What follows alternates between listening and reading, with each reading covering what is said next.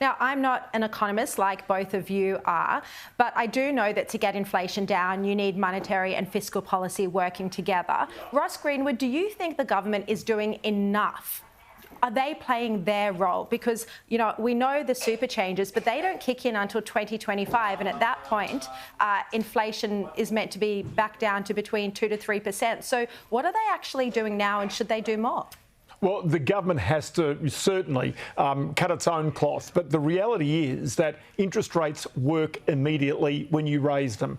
And the reason is because most people are on variable rate mortgages, whereas government, if it's to actually make significant cuts to its budget, it's got to go through the whole political process.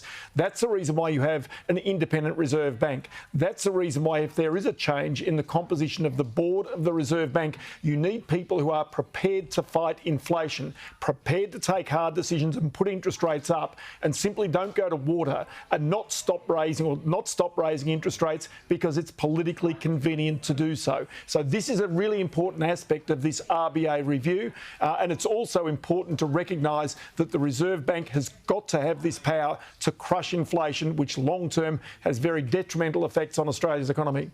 Andrew Charlton, Peter Costello yesterday was critical of the RBA for not acting soon enough on inflation. Do you think the RBA was too slow?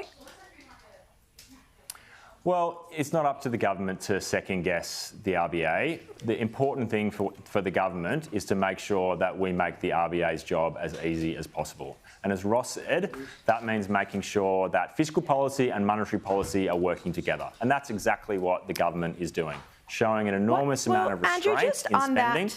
Just on that, what is the government doing to cut spending? Because the October budget had a net spending growth.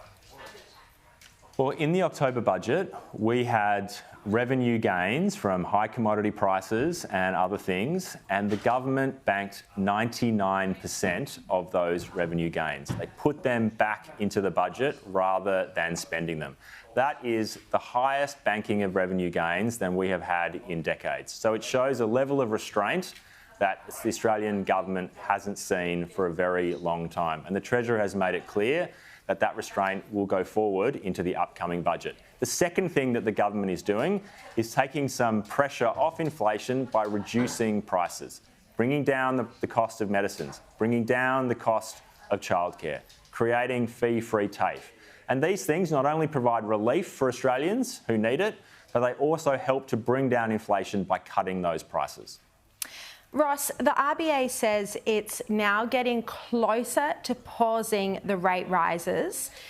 When you just spoke a moment ago, you said that the RBA board and the governor shouldn't go to water where there's some political heat. Are you saying that this might be what the RBA governor's doing now, that he might be getting cold feet, or do you think it's right that the RBA is now getting closer to pausing rate rises, even though we've still got pretty high inflation? Look, I think the governor is determined to try and beat inflation in Australia, and he does certainly point out the risks of not doing so.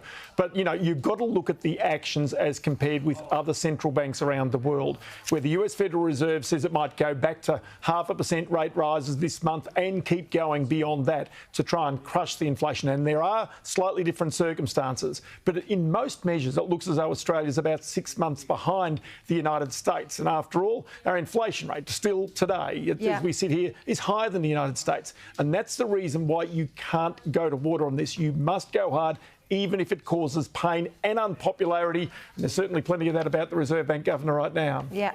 Now, look, we're almost out of time, but Andrew Charlton, I just wanted to very quickly get your response to a story in the Daily Telegraph today where a Labor candidate accused her party of sidelining people of colour so they could parachute you, who she called a white male millionaire, into Parramatta. What's your response to her comments?